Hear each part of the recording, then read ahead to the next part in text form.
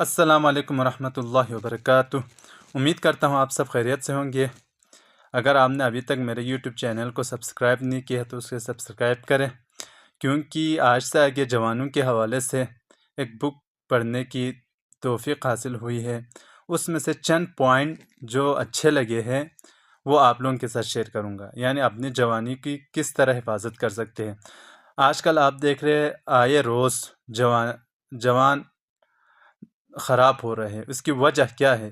یہ جوان خراب کیوں ہو رہے ہیں؟ اپنے ہی ابھی ریسنٹلی ایک واقعہ ہو گیا ہے گلگت بلتستان میں، ایک دوست نے اپنے دوست کو قتل کر لیا، آپ سب جانتے ہیں۔ تو یہ جوان آخر ایسا کیوں کرتے ہیں؟ اس کی وجہ کیا ہے؟ کیا ہم اپنی جوانی کی حفاظت کر سکتے ہیں؟ کیا اس کے پیچھے کوئی بیک گراؤنڈ ہے یا نہیں ہے؟ انشاءاللہ اس کے بارے میں مختصر سے جو پوائنٹ کی صورت میں آپ لوگوں کو چند چیزیں شیئر کرنے کی کوشش کروں گا۔ تو اس لیے ضروری ہے کہ آپ میرے چینل کو سبسکرائب کریں تاکہ آنے والی ویڈیوز آپ بر وقت دیکھ سکتے ہیں۔ یہ ویڈیو تھوڑا لانگ ہوگا، باقی ویڈیو انشاءاللہ شارٹ کلپس کی صورت میں آپ کو دیے جائیں گے پوائنٹ کی صورت میں۔ تو سب سے پہلا یہ کیا ہے کہ جوانوں کی ہدایت کے جو معنی چیز ہے وہ خاندانی تنزلی ہے۔ جوانوں کی ہدایت کے لیے معنی ہے، اس میں سے کہ خاندان اور گھرانہ تشکیل دینا مہم ترین ہے اور احساس ترین کاموں میں سے ایک ہے جو ہر انسان کو اپنی زندگی کے ہر مراحل میں اسی احساسی پہلو کا سامنا کرنا پڑتا ہے۔ خاندان ایک ایسا نظام ہے جس کے داخلی فضا حد سے زیادہ اسے بنانے اور بگاڑنے میں، بالخصوص جوانوں کو بنانے اور بگاڑنے میں بہت زیادہ اثر ڈال دیتا ہے۔ یہ جو خاندان ہے، یہ بات روشن واضح ہے کہ آج کل کے نوجوان جو زیادہ تر تنزلی کا شکار ہے یا جو لا علاج مرض میں مبتلا ہے، جیسے نشہ کرتے ہیں کوئی یا کوئی دوسری بیماری میں مبتلا ہے یا جیل کی سلاخوں کے پیچھے ہے، یعنی اس نے کوئی ایسا کام کیا ہو جس کی وجہ سے اسے جیل جانا ہو۔ اب یہ کیوں ہے؟ وہ افراد جو متزلزل ہے اور بے ثبات خاندانوں کی تربیت یافتہ ہے، خاندانی تنزل اور اس کے ٹوٹ جانے کے کچھ عوامل ہیں جن میں سے ہر ایک جوانوں کی بربادی اور پستی کے لیے مناسب اور اہم کردار رکھتے ہیں۔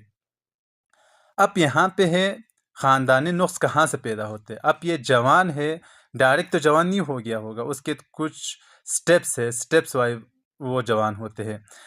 ابھی وہ بچہ ہے یا بچی ہے جو جوان نہیں ہو گیا ہے، تو سب سے پہلے وہ کہاں سے سیکھتے ہیں؟ خاندان سے سیکھتے ہیں، یعنی گھر سے سیکھتے ہیں، اپنے گھر سے، یعنی ماں باپ سے۔ تو والدین اس کے جو خاندانی نقص ہے اس میں سے ایک نقص ہے کہ والدین کا آپس میں لڑنے اور جھگڑنے۔ اگر لڑنے اور جھگڑنے کی وجہ سے بات طلاق تک نہیں پہنچتی ہے، لیکن پھر بھی جب بچہ سامنے ہو تو والدین آپس میں لڑتے ہیں، اگرچہ پہلے میں نے آپ کو بتایا کہ وہ طلاق کی نوبت تک نہیں پہنچتے، لیکن پھر بچوں کی تربیت پر بہت اثر پڑتا ہے۔ میاں بیوی جب آپس میں لڑتے ہیں اور اپنے غصے پر قابو نہ پا کر ناشائستہ الفاظ استعمال کرتے ہیں، جس کی وجہ سے ابھی وہ بچہ ہے، اس کے ذہن میں وہ ناشائستہ الفاظ، گالیاں دینے لگتے ہیں۔ یہ بات کسی بھی عاقل انسان سے پوشیدہ نہیں ہے کہ بچوں کی سلامتی اور زندگی کے لیے بہت خطرناک ہو سکتے ہیں۔ سادہ لفظوں میں یوں کہا جائے کہ والدین کا آپس میں لڑنا اور اپنے بچوں کے دلوں پر بے حیائی کے اثرات ڈال دیتے ہیں۔ یعنی اس کے بارے میں مرحوم محدث قمی لکھتے ہیں، رسول اکرم نے فرمایا، کوئی بھی دشنام دینے والا، یعنی گالی دینے والا اور بدگوئی کرنے والا نہیں ہے مگر کہ وہ اسے ظاہر کر دے، اور حیا ہر کسی کے لیے ایک زینت ہے۔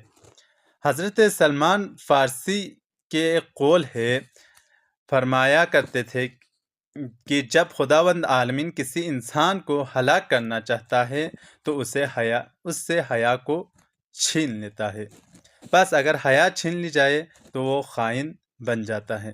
اسی بنا پر والدین کے لیے ضروری ہے کہ بچوں کے سامنے لڑنے جھگڑنے اور بیہودہ باتوں سے پرہیز کرے، اور جان لینا ضروری ہے کہ آپس کی ایسی باتوں پر توجہ نہ دینا اور وقت نہ کر اور یہ جان لینا ضروری ہے کہ ایسی باتوں پر توجہ نہ دینا اور وقت نہ کرنا ایک ایسی وظیف کو ایجاد کر دیتا ہے جو ملامت کے سوا کچھ نہیں۔ اگر ایسا نہیں کریں گے، والدین اپنے بچوں کے سامنے لڑیں گے، جھگڑیں گے، گالی گلوچ کریں گے، تو آپ خود سوچیں کہ وہ بچہ پھر آگے جوان ہو کر آپ اس سے کیا توقع رکھتے ہیں کہ وہ ایک اچھا آدمی بنے۔ انشاءاللہ نیکسٹ ویڈیو اس اختلاف کے گھریلو اختلاف ہوتے اس کی وجہ کیا ہے، اس کے اختلافات کے عوامل کیا ہے، وہ آپ لوگوں کو بتاؤں گا۔ السلام علیکم ورحمۃ اللہ وبرکاتہ۔